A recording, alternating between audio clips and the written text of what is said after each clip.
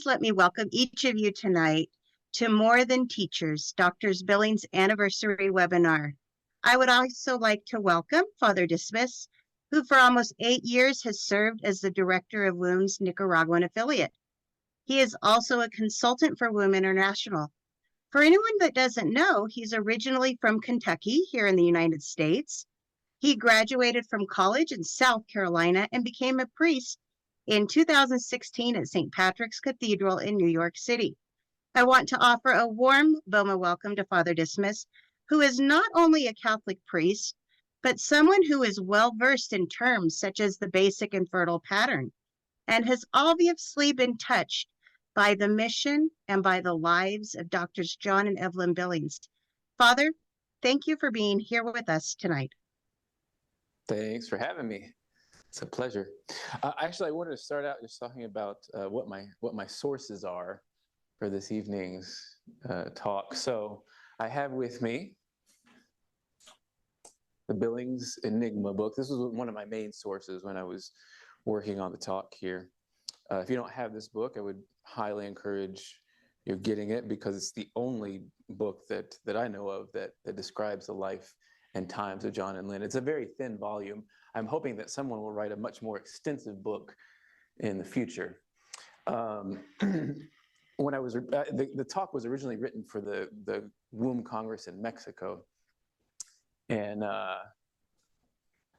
so I talked to the chicas, that is to say, the directors in Australia. They refer to themselves as the chicas in Spanish. I don't know if you all know that, but the chicas, I asked them, could they give me any sort of source material? Because when I read the Billings Enigma, I heard about these journals that John kept over the years, over the 30, 40 years of travels. And I thought, wow, that's got to be awesome. And so sure enough, they accepted to give me a link to Dropbox with all the journals. And I sent that link to a friend who has a print shop. And I said, can you just print these up for me? I'd like to, work with them, the hard copy. And about a week later, he called me and said they were ready. So I went with a tiny backpack to pick up these volumes right here. This is 2,000 pages of journals. And I'm not like talking about little pages like this. 2,000 pages front and back. This is what John, these are the journals that John kept. And they're fascinating, and I have not finished reading them. I probably read about 750 pages with my morning coffee over the course of a few months in preparation for the talks. I also interviewed the chicas. I sent them questions by email, and then we did a Zoom conference where I put as many questions to them as I wanted to. And so that's some of my source material too, their answers to my questions. And finally, Jillian Barker, at the end of our little interview, she says to me, Fry, we have a, Fry is what, sorry, she didn't say to me Fry. She said to me, Father. Here they call me Fry. That's what they say down here. She says to me, Father, we have a little surprise for you. We have another Dropbox archive that is full of videos. And I said, why are you telling me this when there's like 3 weeks left before the conference in Mexico? And so anyway, she sent me the link, and I started going through these videos, and I was amazed. I don't know how many of you all have seen videos. Some of you know, I know Mary Pat, for example. Some of you have met John and Lynn before they passed on. I, of course, never did. But seeing these videos is just mind-blowing. So that's my final source, these videos. And you're going to see a few of them this evening. That being said, John, whenever he was going to do a conference or a congress or a talk or something, he would always start out with a joke. And when I was reading through the journals, I found one of the jokes that he used to tell. He heard it from this Dominican theologian from Chicago, and he said that for he and Lynn, this priest was the funniest priest they had probably the funniest priest they had ever met, and definitely the funniest moral theologian they had ever met. So his name was Father Corcoran.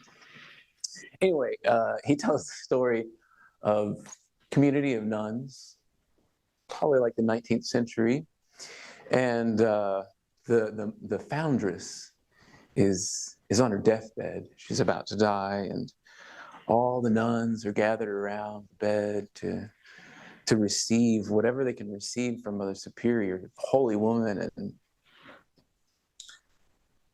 they want to hear her last words, and so they are waiting, and she can't really speak.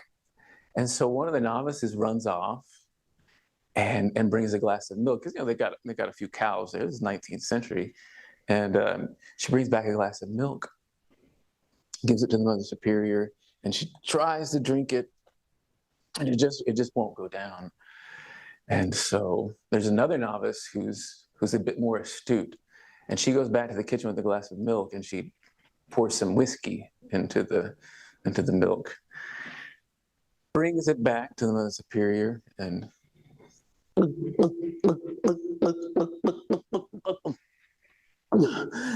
finishes it. And she sits bolt upright in the bed. She says, sisters, never sell that cow. So anyway, this is one of John's favorite jokes. I have videos actually of Lynn with a glass of whiskey in her hand. It seems that they enjoyed it in moderation. Whiskey, Scotch whiskey. I'm not gonna do that slide. It's too much. Más que maestros, more than teachers. I took the title from Paul VI's apostolic exhortation called Evangelii Nunciandi. Paul VI said, modern man listens more willingly to witnesses than to teachers. And if he does listen to teachers, it's because they're witnesses. And that's what John and Lynn were. They were much more than teachers. They were witnesses. In that same apostolic exhortation, we hear the following. Paul VI says, it is often said nowadays, that was in the 70s, imagine now, it's often said nowadays that the present century thirsts for authenticity, especially in regard to young people. It is said that they have a horror of the artificial or false, and that they're searching above all for truth and honesty. These signs of the times should find us vigilant. Either tacitly or aloud, but always forcefully, we are being asked, do you really believe what you are proclaiming? Do you live what you believe? Do you really preach what you live? The witness of life has become more than ever an essential condition for real effectiveness in preaching or in teaching the method or what have you. And John and Lynn were much, much more than just teachers. They were witnesses. Here's a little clip from John speaking about the importance of being witnesses, especially to young people. Depend on us to give them some kind of lead.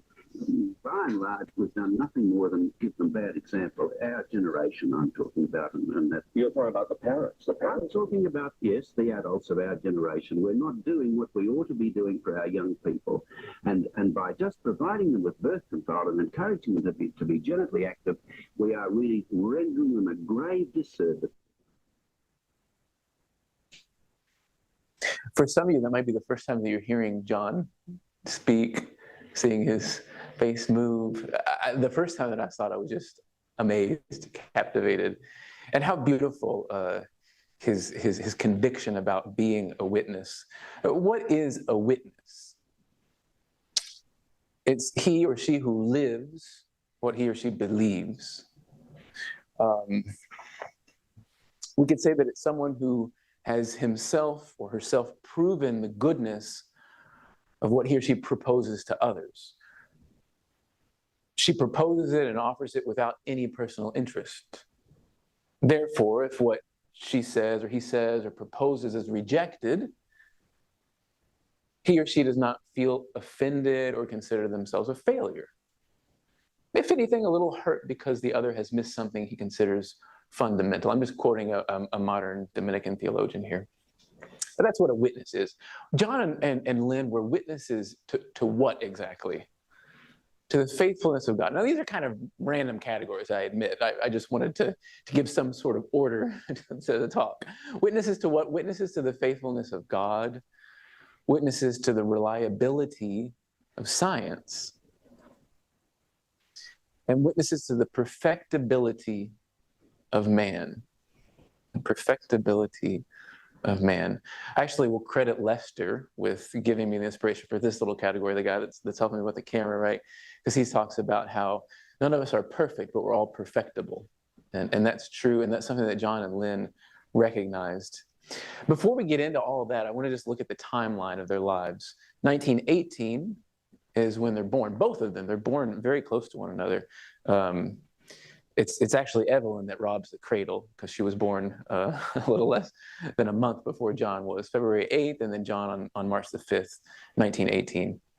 In 1938, they're realizing their studies in the University of Melbourne, and that's when they meet. And if you've ever read the Billings Enigma, you'll know that they met among cadavers, because as good med students, they were there dissecting bodies, and Lynn says, well, you know, John had a good thing going for him because he was the only guy that was living in the whole room, and so that's where they met, between dead bodies. 1938, 1943 is when they get married on February the 6th, just 2 days before Lynn's birthday. How many children did they have? They had 9 children. Let's look at their names and the years they were born. Eve, the oldest, was born in 1943. Jimmy in 45. Peter in 47. David in 50. We got a David out there tonight, right? Helen and Ruth were twins. I don't know if you knew that John and Lynn had twin girls. Helen and Ruth, born in 1951. Joan was born in 1954. John is the last of their biological children. In 1959, Catherine was born, and they adopted Catherine. So 8 wasn't enough. They needed to adopt a 9th, and they adopted Catherine and brought her into the family. 1948, going back to the timeline, studies in London. John is studying neurology, and Lynn is studying pediatrics. 1953, they're back in Australia, and this is when Father Katarinic asks John for the first time to help him. And you all know the story, of course. It's the longest 3 months in history. Father Maurice asked if he could help with couples for NFP, and John said, yeah, I'll give you 3 months, 1 night a week. And then it was 40 years that had passed, 50 years, you know, before he knew it. 1962 is when James Brown, Professor James Brown, arrives in Melbourne for the first time and becomes part of their team. In 63, Evelyn joins the team. Now, why does she join the team, and why not before? I don't know why before. It would be speculation, but the kids were still pretty young, so it could have been that. But John had been working for 10 years on things, and he was about to publish a book. He wanted to publish a book, and so he asked Lynn if she could edit it. And as Lynn was editing the book, she just became fascinated. I suppose that she had heard him talking about some things, you know, but once she saw it all in writing, she just became fascinated and said, I want to be a part of this. I want to be a part of this. And that's what happened. In 1964, John publishes the ovulation method for the first time. 1968, that's when Humanae Vitae is published and confirms everything that John and Lynn had suspected about the reality of conjugal love. John writes, he says, we didn't know. We knew that there was a lot of talk about maybe the Pope was going to change the teaching on contraception, and we were ready if the Vicar of Christ had decided to change the teaching. We were ready to try to understand how that could be reconciled with all the past teaching of the church, but when we read Humanae Vitae, we were immediately and dramatically relieved to see that the church's teaching was upheld. But faithful son and daughter of the church, always wanting to listen along with the church and be ready to respond. 1969, it's the first time they make a teaching visit. They go to New Zealand for their first teaching visit. In 1972, you know, that's the first time that the results are published in a scientific journal in the Lancet. In 1977 is when Dr. Odeblad hears about the method for the first time, and he joins the team a little bit later. In 1980, Evelyn publishes a book, The Billings Method. In 1980, there's also a synod of bishops in Rome, and you might recall that this is the year that John Paul II had the synod on the family, and when Familiaris Consortio was published, to the post-synodal apostolic exhortation. So John and Lynn were there, and they were rubbing elbows with all of the big names, the cardinals, and all sorts of folks, including Mother Teresa, who we'll hear about a little bit later. But just keep in mind, 1980 is the Synod of Bishops in Rome on the family.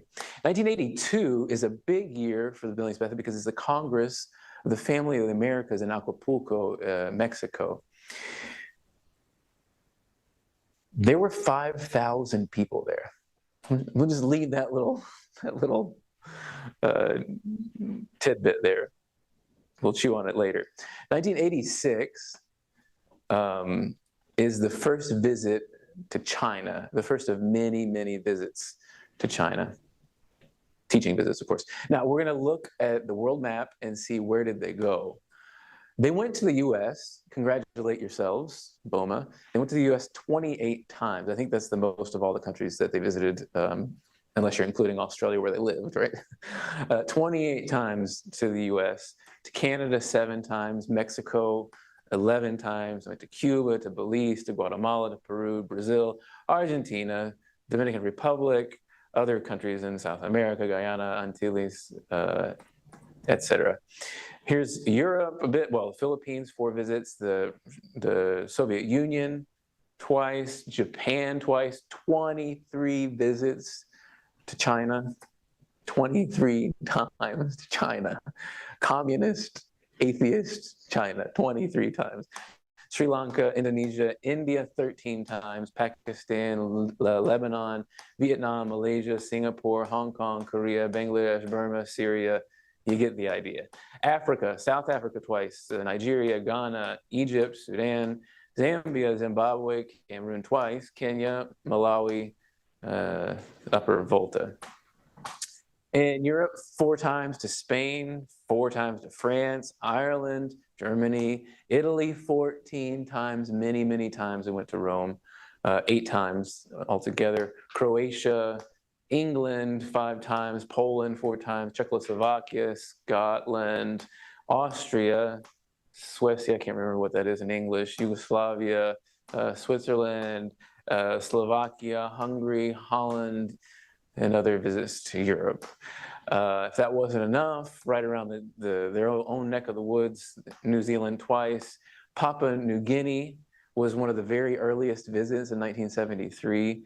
Fiji, 1975. Back to the timeline. Catch your breath after that long journey around the world. And back to the timeline. 1994 is a sad year because that's when one of the twins dies, Ruth. I believe she had 5 children already. John and Lynn were actually in Rome when they got word that she had been rushed to the hospital, and trying to get plane tickets and everything, they didn't even make it back before she passed away. They weren't able to say goodbye to her. So it was very tragic for them, probably one of the darkest moments in their family history. I think it was some kind of complication after a surgery or something that Ruth passed away from. John himself passes away in 2007, as you know, and then in 2013, Evelyn passes on to the Father. So that's the timeline. Now let's go back to our little scheme here. Witnesses to what? If you remember, we talked about faithfulness, witnesses to the faithfulness of God, to the reliability of science, and to the perfectibility of man. So let's just zoom in right now on the faithfulness of God. And truthfully, if I'm going to talk about how they were witnesses to the faithfulness of God, I can really only talk about how they were faithful. And they were faithful to their tasks, they were faithful to their family, they were faithful to their vows, they were faithful to their faith, if I can say that.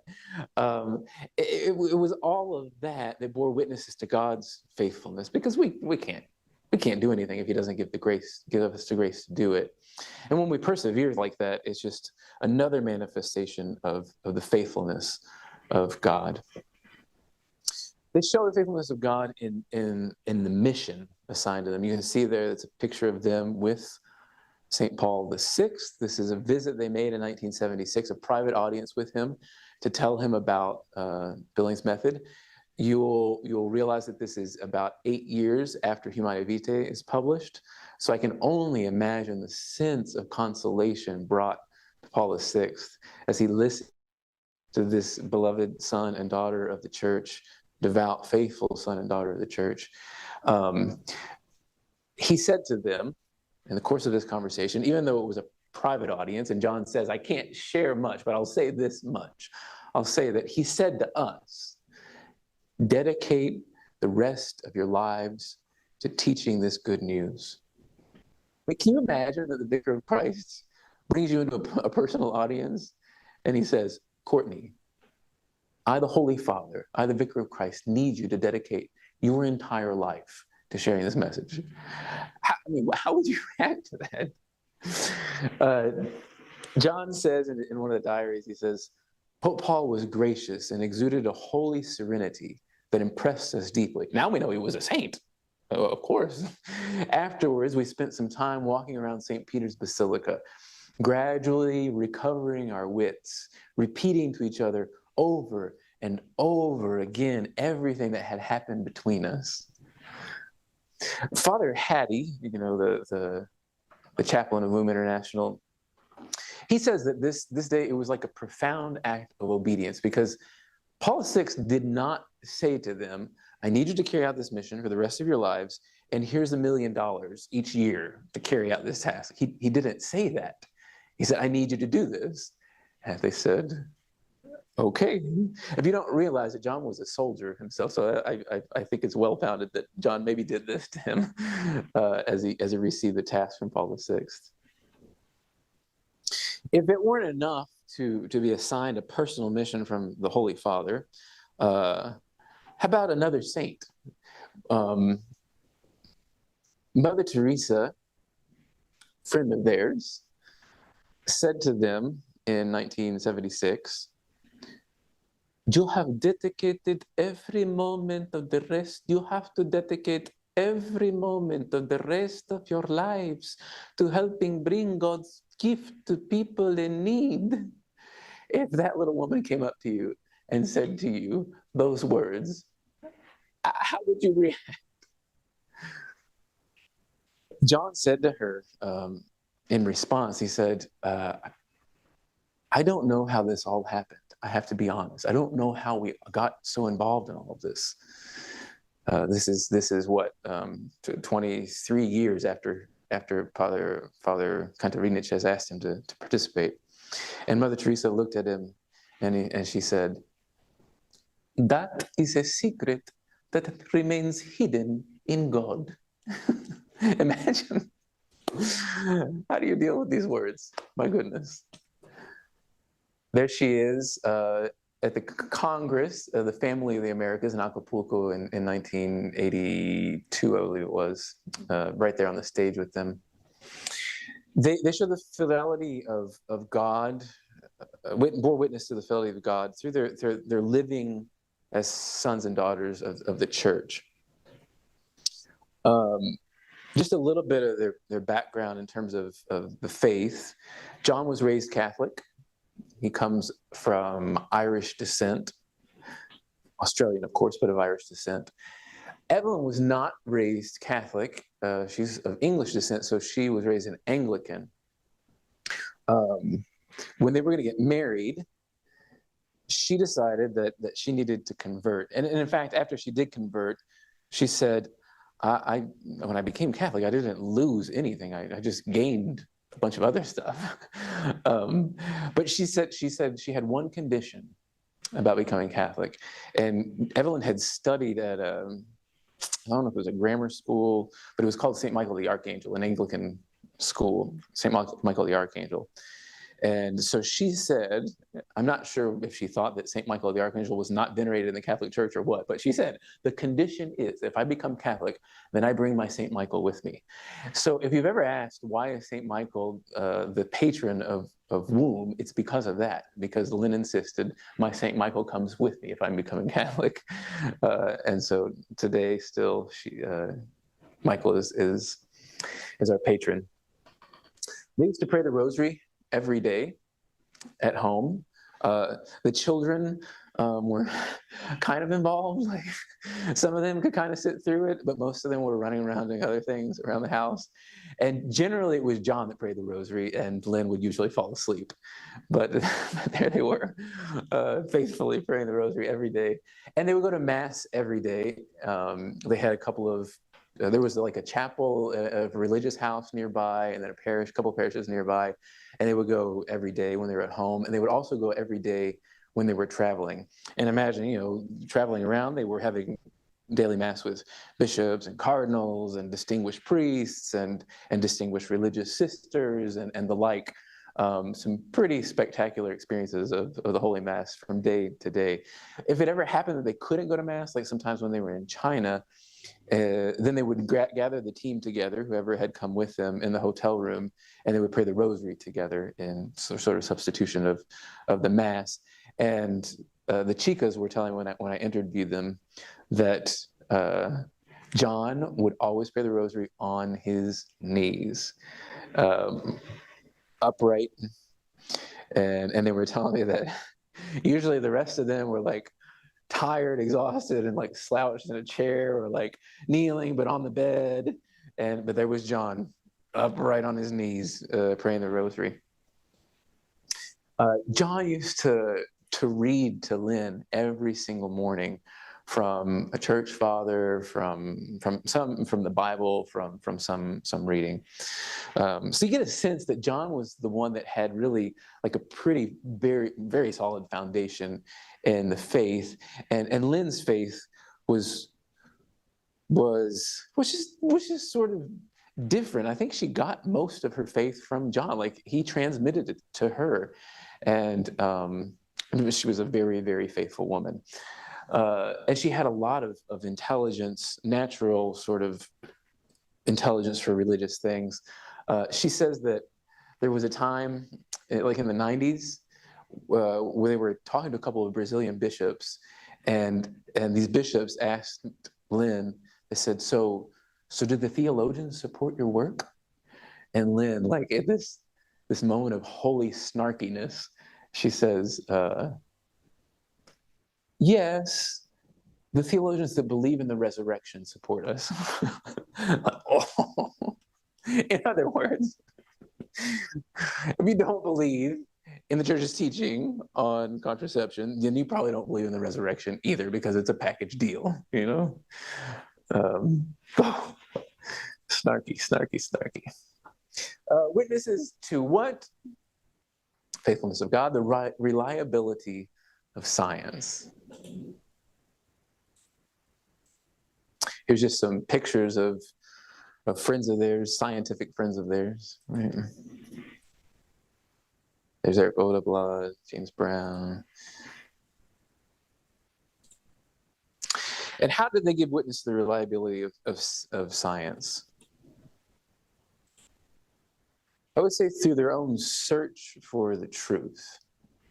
Father Katarinic had said to John, when he was inviting him to take on this project, he had said, God Almighty will not leave his people without a solution to their problem.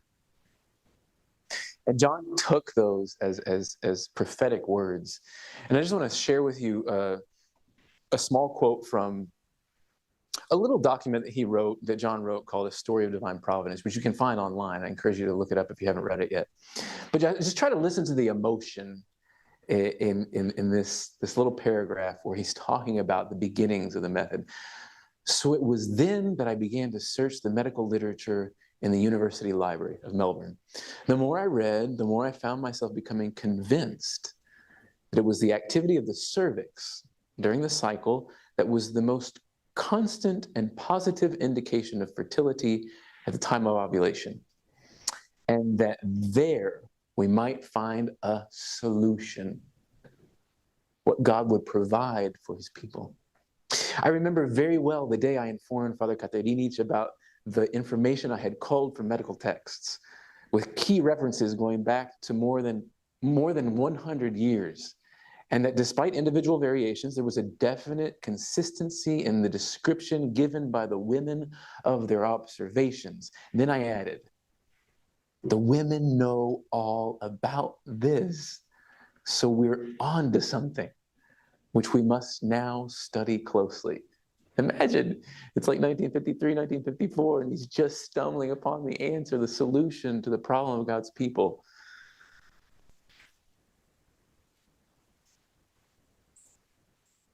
They showed the reliability of science, through their defense of the truth. Both of them defended their science with tenacity. But what the chicas told me was that Lynn was known to destroy her opponents with kid gloves. And that John would take off the gloves to decimate his opponents when it came to the science of the method. So just reading through the journals, I found a few little tidbits of this, and it was clear. And I asked the chicas, I said, is it just me? But I'm reading the diaries. Is it just me, or was John like pretty choleric? Was he pretty like excitable when it came to defending the truth? And they said he was a gentleman and he was a kind man, but yes, he had his choleric side when it came to defending the truth. So I'm reading through the journals and I see there's one time when he's in a conference and a doctor stands up and the doctor begins to suggest that ovulation is stimulated by sexual arousal. And of course, everything that would imply, or the method and the effectivity of the method and everything. And so John just stands there, lets him finish, and he says, I'm a neurologist. That's not possible. End of story, right? There's another time when they're in Egypt, I think, and it's just before he's about to start the conference. And this married couple comes up to him. They're French, both of them are doctors, and they have a French religious sister with them. And they begin to talk about condoms, and AIDS is already proliferated at this point. And so they're just obsessed with the need to disseminate condoms. And John is getting irate because he sees how these two doctors, these two Catholic doctors, have influenced this religious sister. And I think that's what's really got him irate. And so the two just go on and on, especially the man. He just goes on and on and on and on. And John says at the end, I let him go on. And finally, I said, I didn't know whether to recommend that he see a psychologist or an exorcist, because the guy was just obsessed with condoms. At the end of that whole tirade from this doctor, John just looks at him and he says, sit down. I have to give a conference right now. And that was the end of the story. He talked to the religious sister later and kind of cleared up some doubts about what was going on there for her, and kind of pulled her out of the confusion. Lynn was very, very different. She also could destroy her opponents, but she put on kid gloves to do it. So there's a story, I believe it might have been in the same conference in Egypt, if memory recalls. And so in the audience, there's a pro-abortion doctor, and he stands up and he begins to harass Lynn, scientifically speaking, And Lynn listens to him very patiently. Now, something you have to realize is that Lynn and John are completely accustomed to this because almost wherever they go, there are plants in the audience, usually from Planned Parenthood. And they're all there to try to pick apart and discredit the Billings method. Everywhere they go, they meet with this stuff. So this guy comes up and he's going at the same old story. They've heard it 1,000 times. And Lynn listens to him, and she had noticed that there was a little child in the audience. And she says, "I'm sorry, is there a child here?" After the guys finished talking. And the lady says, yes, I have my little boy here. I think he was 2 or 3 years old. And Lynn says, "Okay, just a second." And she pulls out this slide. Now we're talking about slides, literal slides. You put it on the overhead projector, right? And it's the image of an embryo that I think was 6 weeks old. They had given the name Michael, go figure, to this little embryo. And so she puts Michael up on the overhead projector. And she says, "Ma'am, could you ask your son what he sees on this slide?" The boy looks at it and he goes, "Bubba, Bubba." And Lynn just says, "I have nothing further to say. A baby is a baby, even if it's 6 weeks old, you know?" There was another time when they were in Rwanda, and they had gotten wind of the fact that Planned Parenthood was trying to get Depo-Provera introduced into Rwanda. And this had John irate. And so he took opportunity to address himself to some of the public dignitaries that were there, government officials. And he said, "Do any of you know where Depo-Provera is produced?" They're scratching their heads. He says, "It's produced in the United States of America. This drug is legal in over 100 countries, most of them poor. Do you know where it's illegal? In the United States of America. Why is it good enough to give to the poor and it's not good enough to give to American women? Ask yourselves this question of racial injustice. Domineering of the rich over the poor." He was irate. And as a matter of fact, one of the government officials was there and managed to have it impeded from coming into the country. It was later approved in the US in 1992, and I'm sure Rwanda followed suit later on. But for a time, just so you know, Depo-Provera was not available in Rwanda because John Billings defended the truth. Here's just a little fatal disease. Esa es una, dice el que no, que es una infección, una enfermedad fatal. And the doctors must tell people the truth.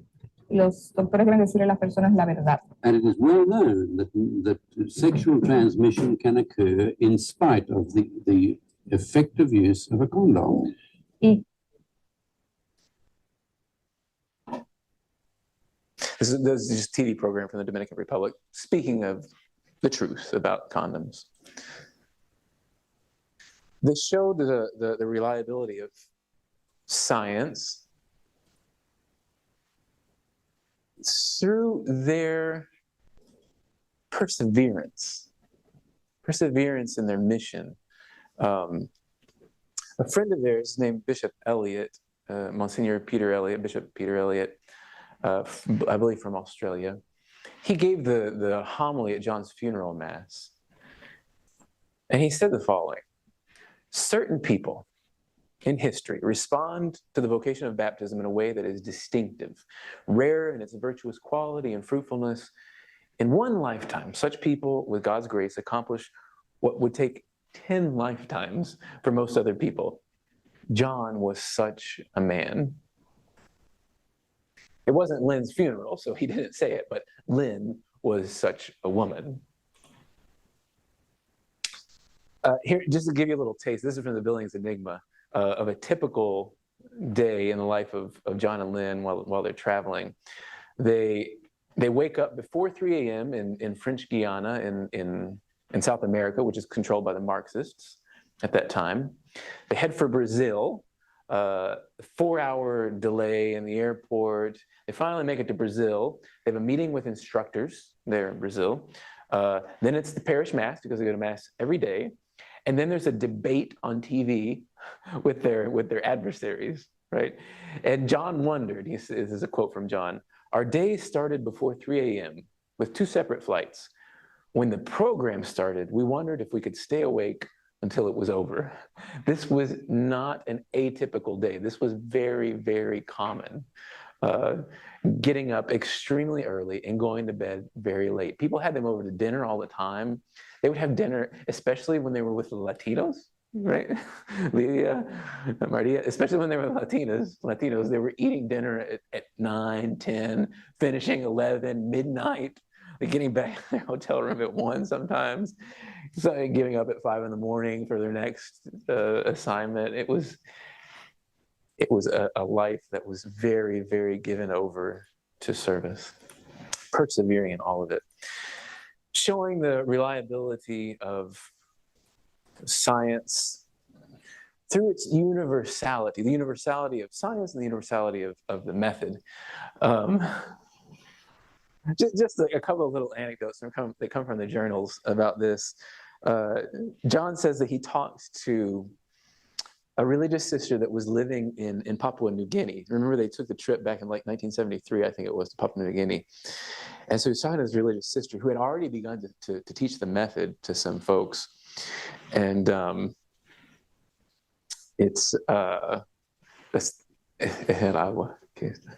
excuse me, we have an overflowing water situation here, and where we're broadcasting from. So Lester's going to take care of it for me. So anyway, John is there. He's talking to this religious sister, and she recounts to him. I'm sorry, he was speaking to this religious priest, rather. This religious priest recounts to him his different experiences of different peoples in Papua New Guinea. If you know anything about Papua New Guinea, there's like 800 languages, and they're almost completely distinct. They're not dialects, they're different languages, because the country is divided by mountains, and geographically they're just completely separated from one another. And so they have cultures that are very, very different from one people to another, one tribe to another. So this missionary talked about how he had been in one tribe where the custom was the following. The couple, if they had a child, the man was expected to practice abstinence with his wife until the child could walk, before they would have another child. That was family planning in this particular tribe. And if another child was born before the first child could toddle along, then he became the mockery of the entire village. They would all make fun of him because he couldn't sustain the abstinence for 3 years or something. So that's one of the tribes. Now listen, the same missionary went to a different tribe in a different place and had a different experience. In this community, the mores around sexuality dictated the following. For them, sexual relations during pregnancy are very, very good for the woman and for the baby. It's very important that sexual relations are maintained during pregnancy for this particular tribe and their mores, whatever, and so much so that if the husband had to go on a journey, then the brother-in-law was expected to have sexual relations with his sister-in-law to ensure her health during pregnancy and the child's health. Judge it as you will. This is a sort of prehistoric pagan culture, but this is the reality that the missionaries were facing. And yet, the method they found to be applicable in all of these different situations, because the science is universal, right? Human nature is also universal. Witnesses to what else? To the perfectibility of man and woman. Lester, who I introduced to you, and his wife, Myling, his wife is the director of Mobine, our womb affiliate here in Nicaragua. Lester and Myling and I went to give a talk to an assembled body of clergy members in a different diocese, not in our diocese. And frankly, we knocked it out of the park. I gave a great talk. Lester gave an amazing talk. Myling had them riveted. It was a wonderful presentation. We went to lunch, and we're coming back from lunch, and Lester happened to be walking behind to the priests who were chatting about their experience. And you're thinking right now, oh, they were probably saying what great presentation was and everything. Do you know what they said to each other? One says to the other, he says, yeah, but that method is for human beings. Read between the lines. The people that I serve in my mountain village or whatever are subhuman. They're like animals. They can't control themselves. John and Evelyn did not believe this. John and Evelyn recognized the dignity of every human person and the ability of every human person to live virtuous lives. And you see it again and again in the videos, this belief that John has. I think he must have been quite influenced by John Bosco. John Bosco, you've probably heard this phrase. He said, St. John Bosco, who worked with young boys and adolescents, teenagers, he said frequently, there's no such thing as a bad boy.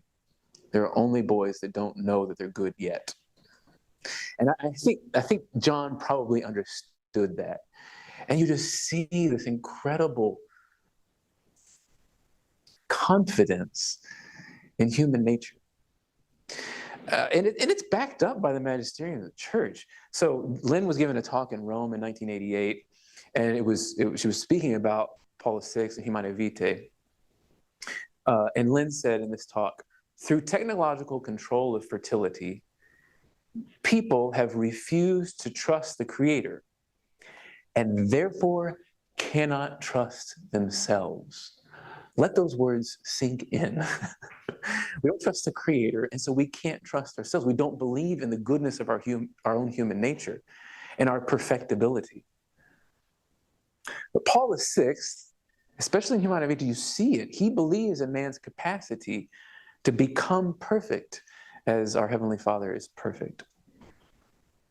Evelyn says, and in saying this, Paul VI has contradicted a large part of popular opinion, which has a very poor view of the capacities and the heroism of ordinary people. Paul VI has expressed a confidence in the nobility of the human being. Do you all have confidence in the nobility of the human being? Talk amongst yourselves. But Pope Francis loves to put questions out there and just say, each one answer in his own heart, right? So I say it to you. Do you have confidence in the nobility of the human person? So there was a religious sister in Papua New Guinea that John Billings had met one time in 73, I suppose, in that trip there. And this religious sister recounted the time that she was teaching the Billings method to this tribe, primitive people. And she's explaining to this man, this husband, about abstinence. And so she's very reticent to explain to him that he's got to practice abstinence. So, at the beginning, probably you'll need 2, 3, maybe even 4 weeks of abstinence so she can learn her cycle. And there's going to be times of abstinence when you're wanting to space out the children. So I hope that's going to work for you. And the guy bucks up and he says, "Sister, what do you think, that I am a pig, that I cannot control myself?" I don't know if that's how Papua New Guinean accent is, but this is what he said to her, because he recognized his own dignity. He recognized the perfectibility of himself, right? Am I a pig that I cannot control myself? No, I am not a pig. They believe in the perfectibility of man and woman. I'm going to leave that clip out on a further occasion. Oh, no. We can't leave this out. Watch this. You got to see this clip.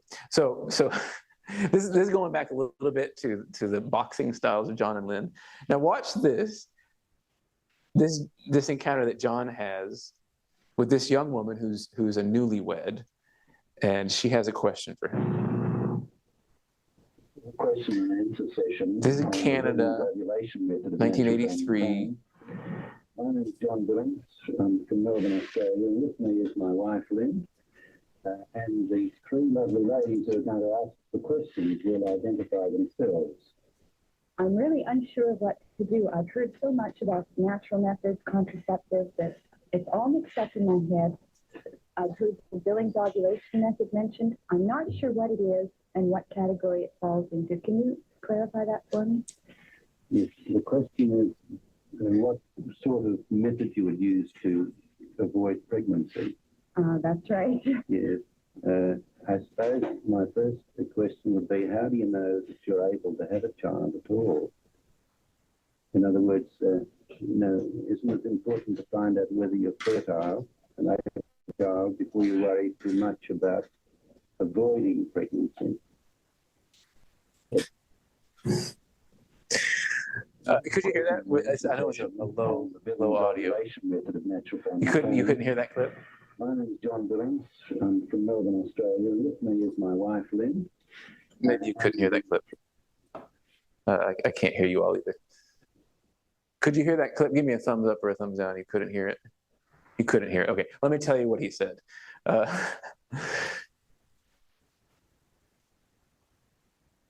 So this young woman, she's newlywed, and she's asking him, I've heard about a lot of methods, natural, artificial, Billings method. Could you explain to me a little bit about that? And he says, so I just want to make sure if I'm understanding correctly, you want to know how to plan your family, how to use some sort of method, natural or artificial or whatever. And she says, yes, that's my question. And he says, well, I suppose my first question would be, how do you know that you're able to have a baby at all? And and people from today would say, and he dropped the mic and walked away. How do you know you can have a baby? You need to think about these things first. So that's John taking the gloves off and going right in there. Lynn is a bit a little bit smoother than that. Okay, so they're showing the perfectibility of man, witnesses to the perfectibility of man, woman, especially in their own marriage.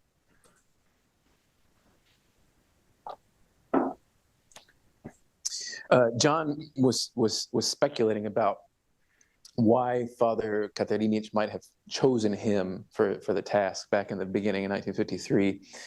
And John reflects on it, and this is again in a story of God's providence. He says, I'm sorry, no, that's not what I wanted to say. What I wanted to say was he assumes that the reason that he was chosen was that Father Katarinic knew that he had a stable marriage and that his children were happy. And he said, I don't want to bring, he imagined that Father Maurice said, I don't want to bring a very complicated figure into this work who's going to have more problems than the people that he's attending, So he knew about the solidity of the marriage of John and Lynn and the happiness of their children, and that's why he chose him. Okay, so what did John think about marriage? What do you think about falling in love with Lynn? And he says, my mind goes back to that moment 62 years ago now, when I saw a beautiful young woman smiling at her friends in the dissecting room of the School of Anatomy at the University of Melbourne, and I thought at once, I would love to spend my life with that woman if she could ever love me. John is very romantic. It comes through again and again and again and again in the diaries. Now listen to what Lynn says about marriage. You'll love this. Lynn says, I think you have to be sensible and choose wisely at the beginning. Marriage is a very practical thing. It's not all sunsets, sunrises, and bird songs. There are hard times, and the marriage vows acknowledge that. John, besides being very bright, he was very kind and gentlemanly. All those things a girl really needs in the man she chooses. And as you know, he was the only living person in the dissecting room, the living man in the dissecting room. So that's why she chose him. But John loved her deeply. He was very romantic in expressing it. And Lynn loved John deeply. Maybe a little bit less romantic, but a deep, deep love for her husband. They say that when they were giving talks, John would be giving the talk, he'd be there at the podium, and Lynn would be in the front row, and she would have her eyes fixed on him, praying for him the whole time, sort of willing the success of his talk throughout the whole thing, and vice versa. When Lynn was speaking and John was in the front row, right there with his eyes fixed on her, the exact same thing, willing and praying for the happy outcome. Here's a little quote from the Billings Enigma. This is Marie Marshall remembering a trip that she took to China with them when they had been out traveling all day, and they're coming back on bumpy roads, and they're coming back very, very tired in this van. And she says, until we were all exhausted, when I saw Lynn's head fall gently on John's chest. For the rest of the long ride over rocky roads, he stayed holding her tightly, and she rested easily in his arms. I saw how uncomfortable he must have been to continue without moving for the next hour or more. I witnessed pure love and the beauty of a relationship that worked its own magic on many of the people that we traveled with.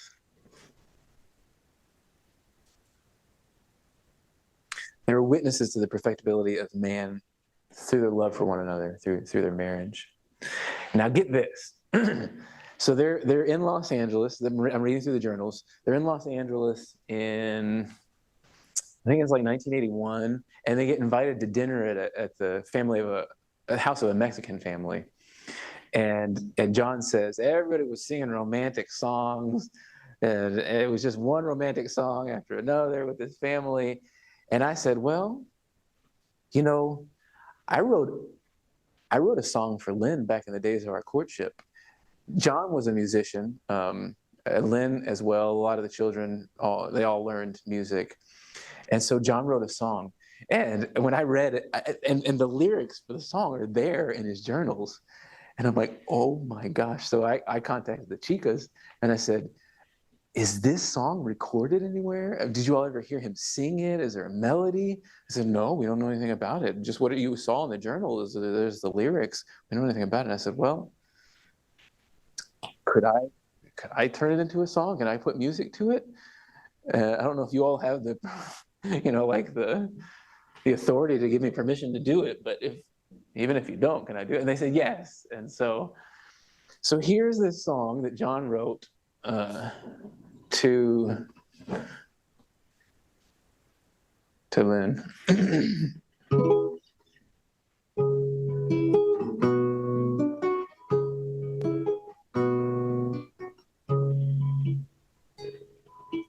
No, dear, the love that inflames my heart, beating for you alone. Let the world in before we part. I want you to be my own.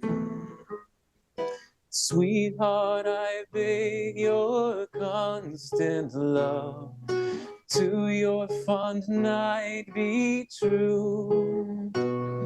My honor is pledged to heaven above. I'll always be true to you. I'll cherish my lady's loveliness.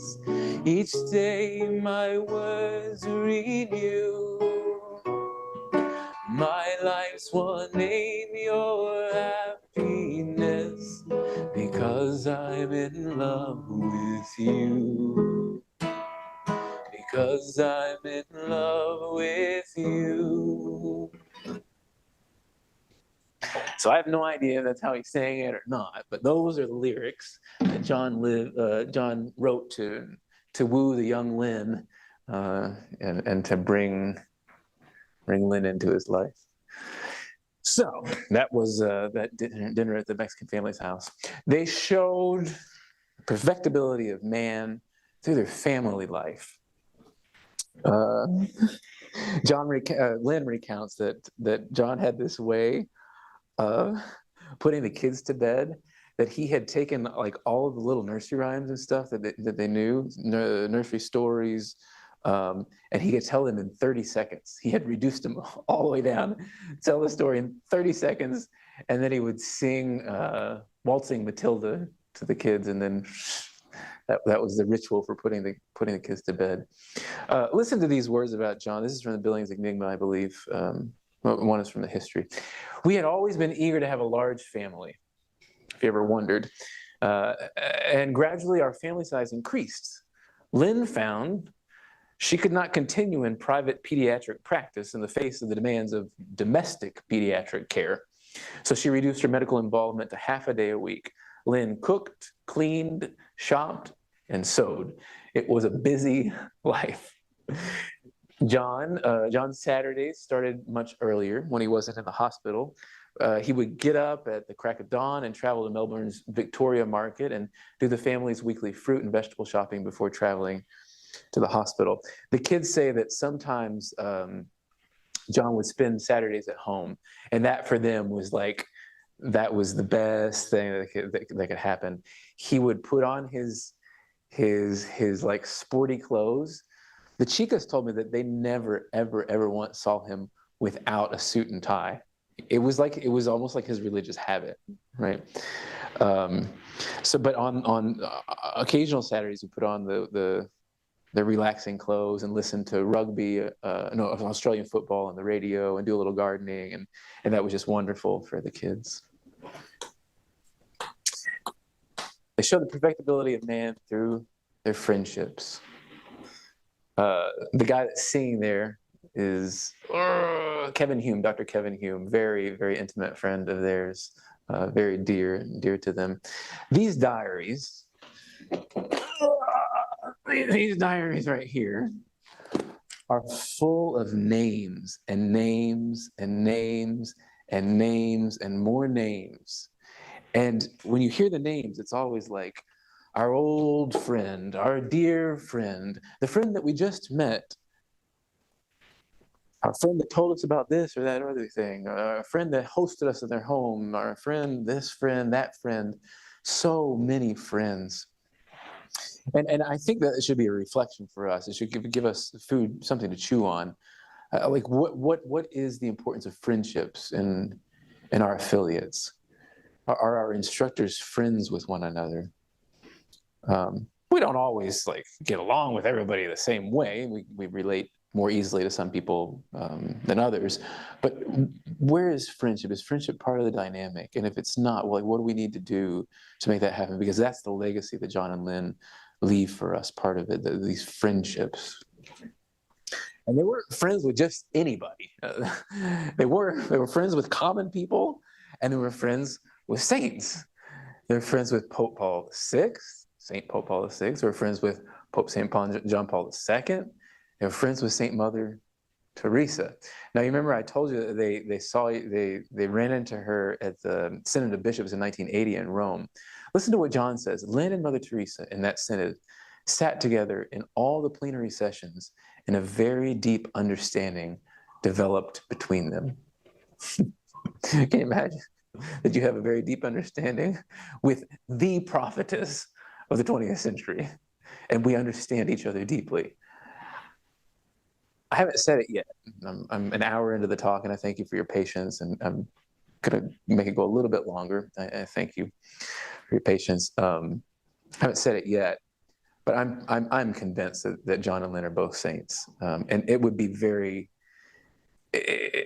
difficult for someone to convince me otherwise at this point, after what I've read and seen, and I hope that soon we're going to get the ball rolling on their canonization. I'm not sure where the delay is, but we need to make that happen. I really think that they're saints. You don't have a deep understanding with the prophetess of the 20th century because you're just Jane Doe, because you live a life of holiness. You understand each other deeply. They're friends with Venerable Jerome Lejeune, the doctor that discovered the chromosome for Down syndrome, who hopefully will be beatified in the not so distant future. They shared the stage with him many, many, many times at congresses and conferences all over the world. Holy, holy man, Venerable Dr. Jerome Lejeune from France. How do they show the perfectibility of man? How do they give witness to it? Through their love for the least of these. But listen to these words from Bishop Peter Elliott, the bishop that gave the homily at John's funeral. He says, he was at a retreat in the Yarra River with John and Lynn and some other folks. And he says, during a break from the retreat, I went out into the yard, and there stood Dr. John Billings, surrounded by little children. First, they ran to him, and soon they were running with him to us with all the joyful freedom that only little ones know. That instant, bathed in the Australian sunlight, was to me a foretaste of the great day of God, when this man will be received into the kingdom of heaven by crowds of the holy innocents of our human race, those little ones to whom the kingdom belongs. Just savor those words. Pure poetry. They had this immense love for little people, little children, and for the least of these, the poor. How they loved the poor, how they were so close to the poor, and how they were indignant when they saw the poor mistreated and marginalized. Listen to these furious, holy, furious words of John. It is a blatant cruelty to destroy the fertility of people who have no material possessions. Chew on those words, please, again and again and again and again. A blatant cruelty. How dare you, Planned Parenthood? How dare you, United Nations, go into these poor countries and impose sterilization upon these people that have nothing else but their fertility? How dare you? What level of cruelty?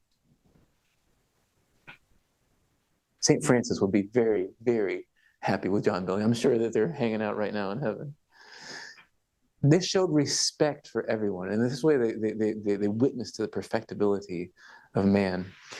As I said, these diaries are full of names and names and names and names and names. But you know what names they're not full of? The names of their opponents, the people that were plants in the audience. It's not that they didn't know the names. It's that John was such a gentleman that he would not include, he refused to include their names in these journals. I'm not sure if we're going to be able to hear this clip, but I'm going to put a clip on. If you can't hear it, just give me a thumbs down, and I'll send a link to it later on so you can watch it, okay? But before I put the clip on, I just want to tell you about, there's one woman who is an opponent that turns up in the journals by name. Her name is Mabel. But listen to what John says about her. She's an opponent. She works for Planned Parenthood. She's director of Planned Parenthood in a small town in Canada. And this opponent, listen to what he says to her. He speaks charitably. Mabel seemed a nice enough person and genuinely concerned about the plight of young people. She has 2 adopted daughters herself. But she has certainly gotten into the wrong company, has largely embraced the philosophy of Planned Parenthood desperation, the philosophy of desperation of Planned Parenthood.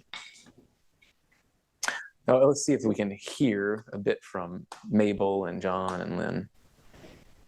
Vamos a ver si se escucha. Good morning, Dr. Evelyn Billings. Now, we've heard from your husband, who, of course, is Give me a mere thumbs up. man, and perhaps is biased. You as a woman, What do you feel about this? Well, I suppose as a woman, I really feel very maternal towards these young people, Yeah. as every mother does. And I think every parent really feels a great responsibility, or should do, to their young people. Now, I think we're tackling this problem perhaps by just giving these people, young people, the pill, so that they won't get pregnant. That really is the big thing. Don't produce a baby, because this is really the big thing we don't want you to do. This is what people are saying. And they have been conditioned by society to go and enjoy their sexual capabilities, because it's been regarded rather as a recreational sort of a thing. It's a source of pleasure, and it's put to them that it's natural, and why shouldn't they enjoy it? Without really showing them much of the consequences and that side of it. And really there has been a lot of propaganda along these lines. What about Well, propagandizing now? Well, I think it's probably coming through the family planning associations. You really think that? I think so. I'm sure it is. And in Australia, I can speak certainly from that point of view. The people from the family planning associations are going into the schools with this information, and also saying that these abortion practice services are available to them. And the Using abortion as a birth control device? As a backup, they're saying, well, don't produce a baby. This is what you mustn't do. This is the emphasis. And the young people are being congratulated nowadays because they are taking advantages of the contraceptive means of preventing births and of accepting the abortion services. So that really is something that I think all parents should be very worried about, because they don't know what they're getting into. They don't know the long-range results of these things. Our centres in Melbourne, where we teach the ovulation method, is largely populated by young women in the 30-year-old group who are having used birth control all these years and have all the other things that they want. Now want a baby, and they can't have one. Their fertility has been ruined. And it's not that they have been stopped to ovulate by the birth control pill. It's the other effects on their bodies that are preventing them from becoming What sort of effects? Well, there we get into details. They have other effects on the reproductive organs, on the secretions, which are responsible for maintaining sperm cells in their proper viable state. So you've seen hundreds of women that are ruined in that respect? Yes, we have. How about the charge that Planned Parenthood in Australia, now you're Canadian, is sort of pushing as propaganda? I'm afraid I can't buy that. Certainly, I think that what we are saying to them is that if you don't wish to become pregnant, then use birth control. Be responsible. Certainly, we encourage people, for example, who don't want to use the chemical methods that we know of. We encourage them to plug into a natural family planning source. We have one here in Hamilton. But I would question several things. First of all, our experience has been that many young girls who find themselves pregnant do not, in fact, opt for an abortion. Well, most of them do. Not here, they don't, I'm afraid. All over the world. I mean, we've visited 50 countries or more, and we're not telling the young people just don't get pregnant by using the ovulation method. We're teaching them to respect their fertility and not to become engaged in these genital relationships. Right. That's a different approach altogether. But I certainly back that 100%. I have values too, and I don't think many people who are working in family planning lack values.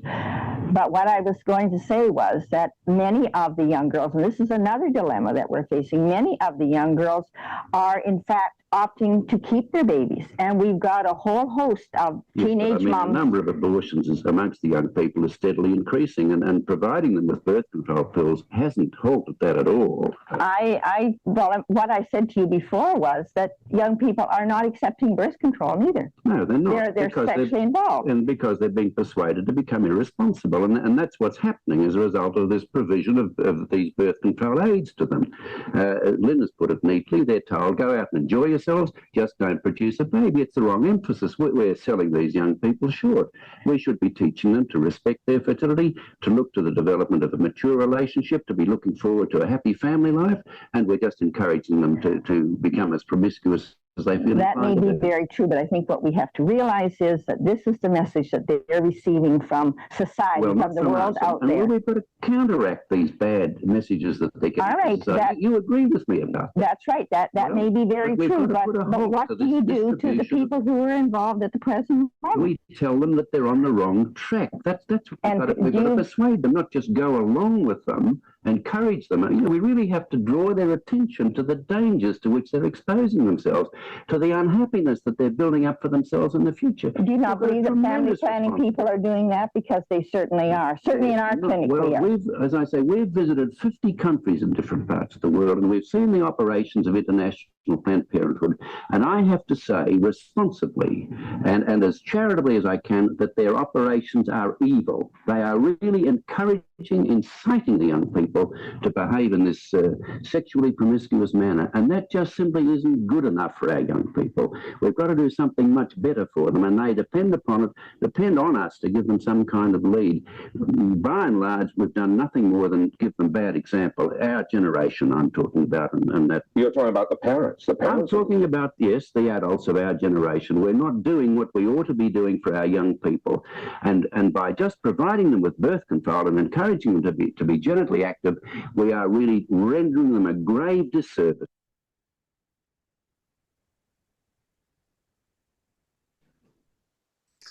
Take a deep breath. Take a deep breath after that clip. You see the righteous anger of John in the face of evil. And how can you not be reminded of the righteous anger of Jesus, the cleansing of the temple? Righteously choleric individual. We've got to tell them they're on the wrong track. We can't just go along with them. We have to be responsible to these young people because they're capable of living the life that God has assigned them to live. They're capable of living virtuous lives. John was particularly irate when it came to the United States of America. We're not exempt from his righteous anger. This is during the presidency of Clinton, and he says, at the present time, the United States appears to be largely a cowardly country, and there is fear of a further degeneration of its moral standards. There is, to some extent, a spirit of defeatism and a feeling of helplessness in the face of the forces of evil, which for the moment are triumphant. All this amounts to a mighty challenge to us all. Who's he speaking to when he says us all? He's speaking to those of us that are on this screen right now. This is a mighty challenge to us all, never under any circumstances to give way to despair, but to promote the good with renewed vigor, serenely confident that our Savior Jesus Christ will be with his church to the end of time. Brothers and sisters, where is the spirit of defeatism among you? Where is the spirit of defeatism in your hearts? Where is the spirit of defeatism in your affiliates? How often do you look out at the moral ruin around you and cower away and say there's nothing that can be done? Why bother? Where is the spirit of defeatism? Because as I mentioned, in 1980, there was a Congress of the Family of the Americas in Acapulco, and there were 5,000 people there. 5,000 people.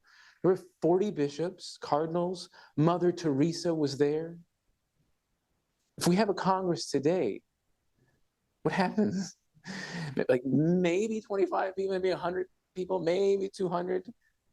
I was so grateful to the organizers of the Congress in Mexico. It was a wonderful time.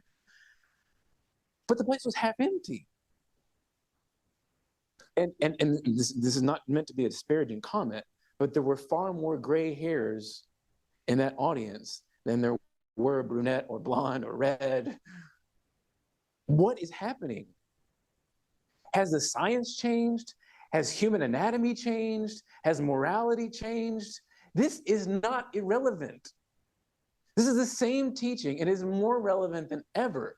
How in the world was there a Congress with 5,000 people, and now we can barely get a dozen together? What has happened? Are we waiting for John and Lynn to come back from the dead? Because that's not happening, newsflash. That is not happening.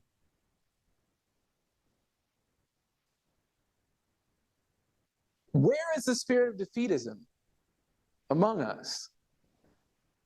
We have everything that we need. The science is good and it's reliable.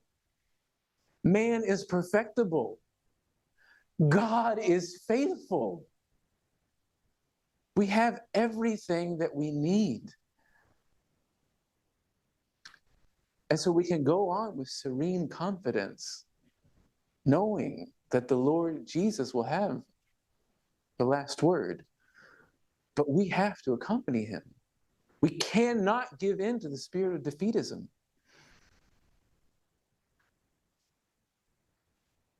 The philosophy of desperation, despair, John calls the philosophy of Planned Parenthood. Each one examine his or her own heart. Pope Francis says it to you. I say it in the words of Pope Francis. Each one examine his or her own heart. What is the Lord asking? Are you doing everything the Lord's asking for you, of you? And I don't mean like becoming neurotic and being busy all the time and making sure that my life is constantly filled with graphics and cervical mucus. But am I responding generously to the Lord's call, especially with this method? If you haven't read Father Hattie's letter to instructors, please read it. And if you need to reread it, then reread it. There are other people that can decorate the altars. There are other people that can dress up the saints. There are other people that, well, that's a Latin practice, Latin America, dressing up the saints in church. There are other people that can then clean the altar linens. There are other people that can join the Rosary Society. You people have got to teach this method, and you've got to teach it for the rest of your lives. And you have got to get other people teaching it. You do not have a choice. You are going to have to answer to Almighty God at the end of your life. And he will say, I entrusted this to you. What have you done with it? Will you have buried your treasure away, or will you have made it multiply? It's in our hands, and we have the science. Man is perfectible. God is faithful. We're to be witnesses, much more than just teachers, but witnesses. And each one has been called and chosen for this work. You know that John and Lynn's the motto of WOMB is Credimus Caritati. We have put our faith in love. Put our faith in love. There are so many difficult situations that you confront as instructors, right? This is not easy terrain. How often are there couples that come along and say, I'm pregnant, it's your fault? It's not in so many, maybe not in so many words, or maybe in so many words. I'm pregnant, it's your fault. But we've put our trust in love.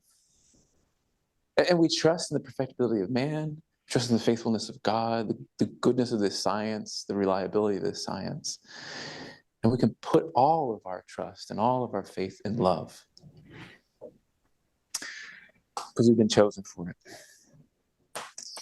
John, Lynn showed all this through their joy too. But listen, we've been chosen.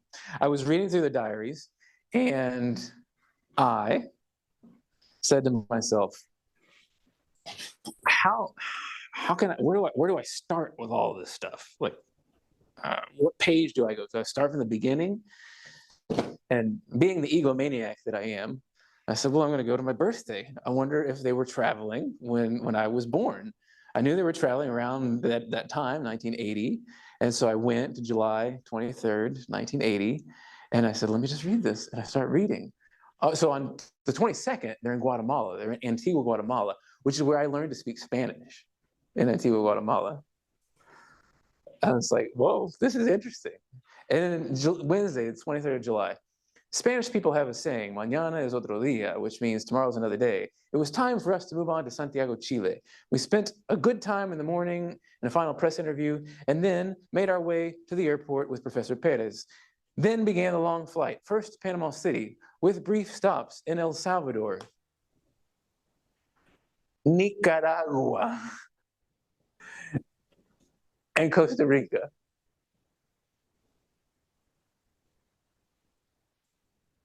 We've been chosen, and this is not proof of our chosenness, at least me, I can't speak for you all, but John and Lynn Billings were in this country where I learned about the Billings method, where I became an instructor, where I became the director here. They were in this country when I was coming out of my mother's womb. That moment, I was born at noon on the 23rd of July, Wednesday. They probably touched it down around noon. This is God's providence. And when he chooses us irrevocably. And when he chooses us irrevocably, it's because he has a mission for us. And woe to us if we do not complete this mission. We have to turn in our receipts at the end, as they say, when it comes to the last day.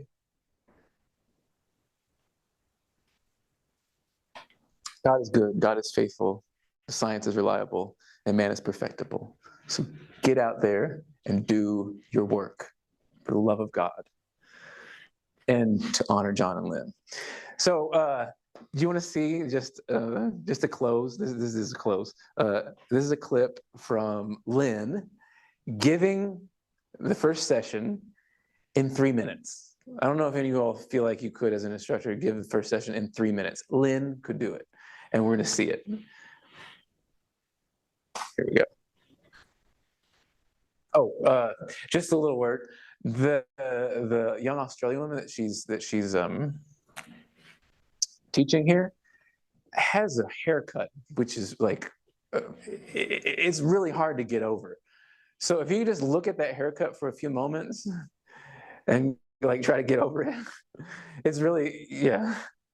She's a normal young woman, but she has a really funny haircut. So get over that, and now let's watch. What can I do for you? Well, I've heard about the Billings method from a friend of mine, and my husband and I would like to learn more about it. Do you know anything much about it at all? What do you know?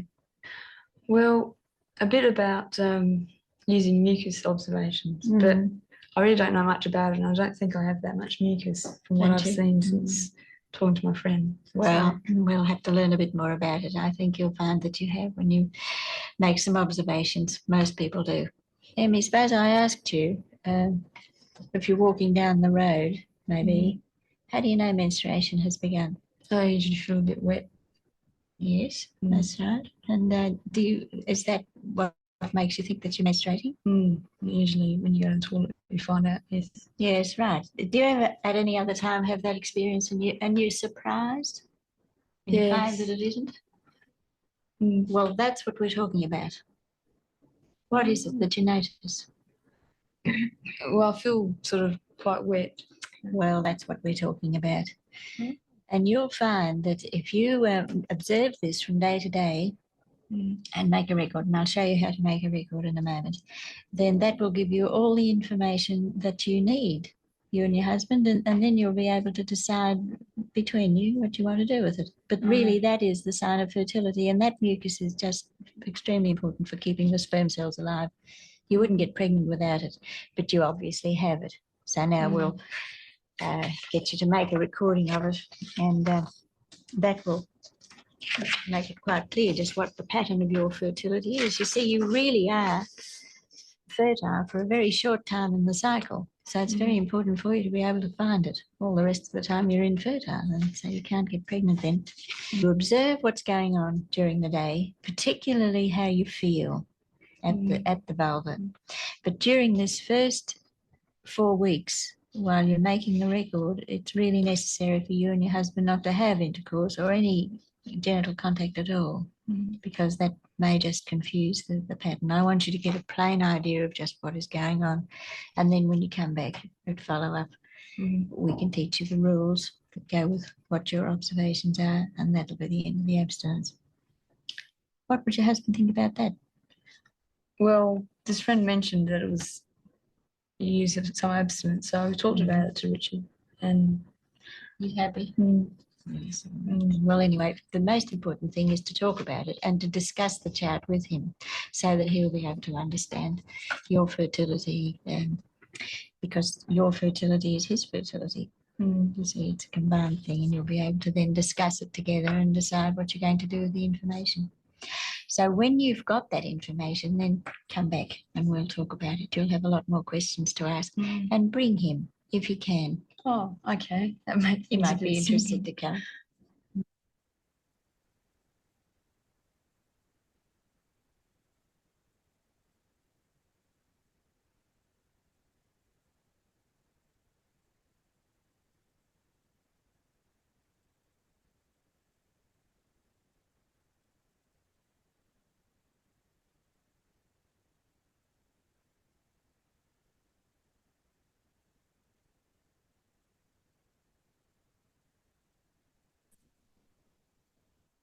Now you can hear me?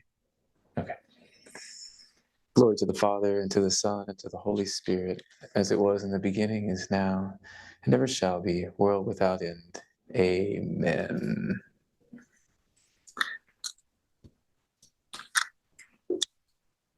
I'm not in a hurry. If you want to stop recording, Kim,